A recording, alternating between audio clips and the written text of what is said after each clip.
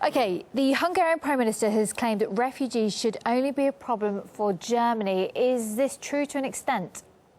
Well, that statement, under the European Union as a whole, it's a very, first of all, a very dangerous statement.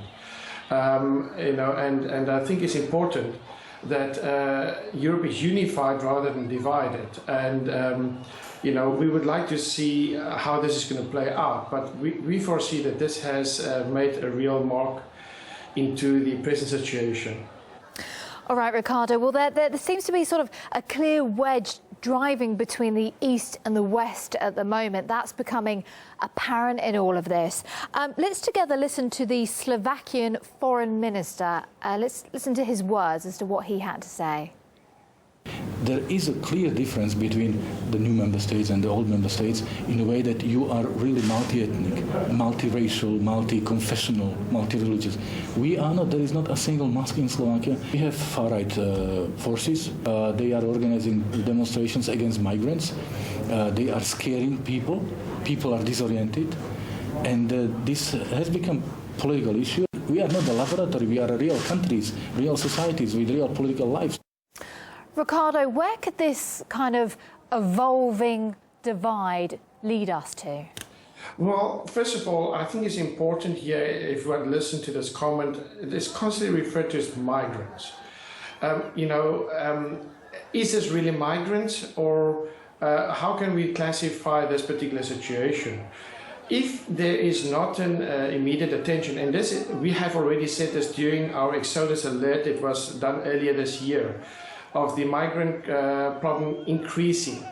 There has to be an immediate solution, and the longer that this is playing out, the more there's going to be divide and mixed feelings on this. And this is a very, very dangerous situation, because this could explode very quickly if not paid attention to. Well, how realistic is it that we're going to see common ground found in all of this? Because, as you say, actually, there really isn't a clear solution at the moment as to how we move forward in all of this.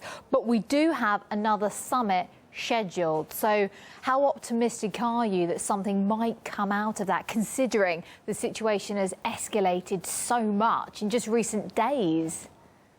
Well, again, if we look at the history, and we have predicted this already last year during our intelligence report publication of the risk as a whole for Europe.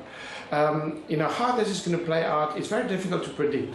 But we at ECIPS is very concerned about the present way things is managed and how there's a diversion of interest played out, as well as a difference between Hungary and its interest to Germany. I think that it's important that the political leaders get their act together as soon as possible, because this is a European problem. This is not just a problem for Germany, it's not just a problem for Hungary, but it's a total problem that affects everybody.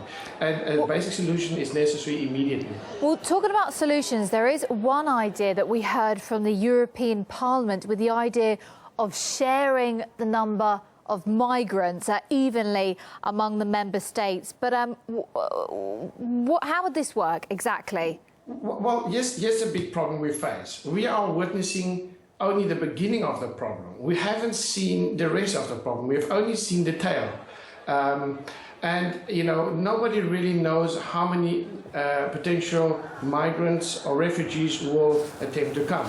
If the present situation continues to escalate in the Middle East, it's very unlikely we're going to stay at these numbers. These numbers is going to fluctuate and increase rapidly in the near future.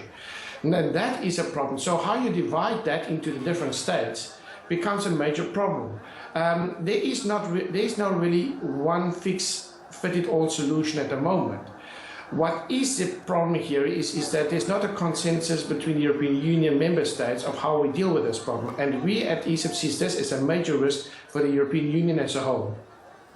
Yeah, indeed. Thank you very much indeed, Ricardo Baretzky, President of the European Centre for Information Policy and Security. Thanks for your time. Thank you.